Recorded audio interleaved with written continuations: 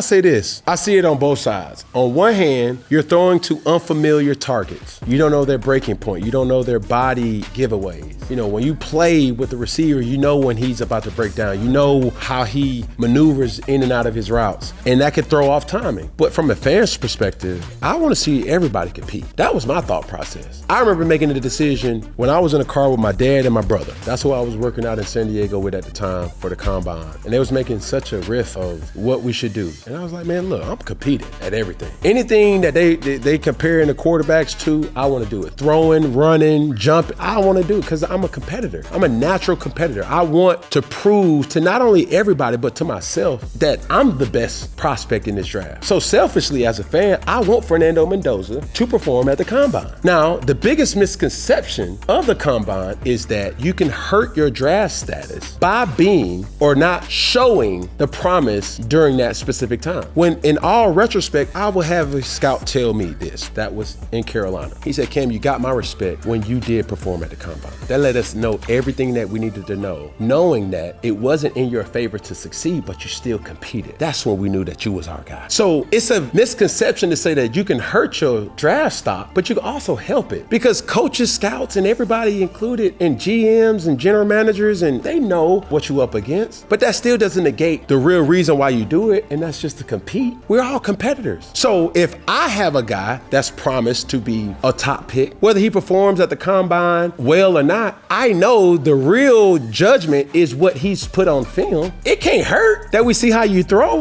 You see what I'm saying? So no matter what we think from the athlete's perspective or whoever's counseling the athlete, it may be the agent, it may be the manager, it may be the parents, it may be the coach, whatever. You can't really hurt because it's all, the pick's already in. We're trying to find ways to not draft you, and it's gonna be hard for somebody not to draft you because of one day of insolicit throwing. Now you gotta go out there and just mess it up, and I don't intend that to be the case for a guy like Fernando Mendoza, who's extremely accurate, who's extremely intentional with how he's been able to be successful as a Heisman Trophy winner as well as a national champion. It just, I would want him to perform. He can't hurt himself. You know what I'm saying? He's playing with house money. But I also understand why he's not performing. There's been a trend of quarterbacks dating back since the beginning of time to not perform at the combine. But it is what it is. It's just something for us fans to kind of say like, okay, yeah, he's that guy, or he needs to work on certain things. But it won't hurt him being taken number one.